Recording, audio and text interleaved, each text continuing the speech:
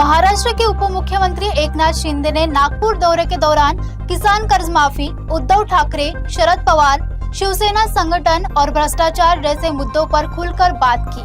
कर्ज माफी को किसानों के लिए बड़ी राहत बताते हुए उन्होंने उद्धव ठाकरे पर भी तीखा हमला बोला है। नागपुर में मीडिया से बातचीत करते हुए उप मुख्यमंत्री एकनाथ शिंदे ने कहा कि महायुति सरकार हमेशा किसानों के साथ खड़ी रही है।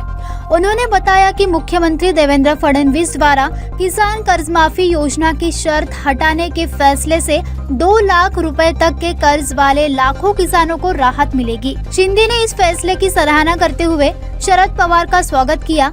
वहीं उद्धव ठाकरे के प्रस्तावित राम रक्षा पाठ पर निशाना साधते हुए कहा कि जनता से हारने के बाद उन्हें अब राम रक्षा याद आई है। उन्होंने शिवसेना के विस्तार, सिद्धिविनायक मामले की जांच और भ्रष्टाचार पर भी सरकार का पक्ष स्पष्ट किया है। आमचं महायुती सरकार नेहमीच शेतकऱ्यांच्या मागे उभं राहिलेलं आहे ठामपणे। आणि शेतकरी जेव्हा संकटात तेव्हा सरकारने त्यांच्या मागे उभं राहण्याचं काम केलंय। आणि आम्ही नेहमी सांगतो राज्याच्या तिजोरीवर पहिला अधिकार कुणाचा असेल तो आमच्या बळीराजाचा आहे। आणि त्यामुळे काल अंतिम आठवडा प्रस्तावाच्या उत्तरामध्ये मुख्यमंत्री महोदयांनी ज्या कर्जमाफीमधल्या ज्या अटी होत्या त्या अटी काढून टाकल्या, कमी केल्या, 50,000ची अट देखील काढून टाकली। त्यामुळे लाखो शेतकऱ्यांना 2 लाखापर्यंत कर्ज जे आहे ते त्यांचं माफ होणार आहे। हा मोठा दिलासा आपल्या बळीराजाला शेतकऱ्यांना महायुतीने आमच्या सरकारने दिलेला आहे। शरद पवारांनी सुद्धा या कर्जमाफीचं कौतुक केलेलं आहे, याचा अर्थ काय काढायचा नेमका? शरद पवार साहेब हे ज्येष्ठ नेते आहेत। चांगल्याला चांगलं म्हणण्याची त्यांची वृत्ती आहे आणि अनेक वेळा त्यांनी ते दाखवून दिलेलं आहे।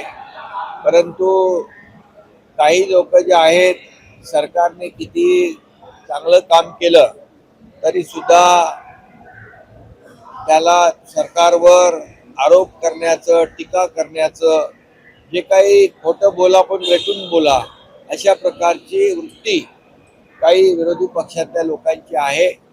त्यांना हा खऱ्या अर्थाने एक शरद पवार साहेबांनी दिलेलं उत्तर आहे। खरं म्हणजे त्यांना आता जनतेने केली शिक्षा तेव्हा त्यांना आठवली रामरक्षा। देवेंद्र फडणवीस आणि मी सांगतो की हे उशिरा सुचलेलं शहाणपण आहे आणि त्यांना कळलं आहे कि जो राम का नहीं वो किसी काम का नहीं।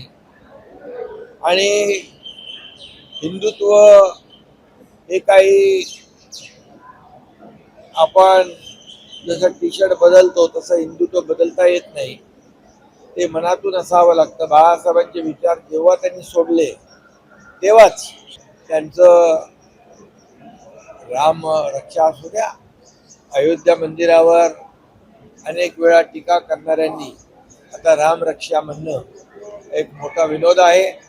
आणि ज्यांनी हनुमान चालीसा म्हणणाऱ्यांना जेलमध्ये ठुसलं, जेलमध्ये टाकलं, ते आता राम रक्षा चांगलं आहे।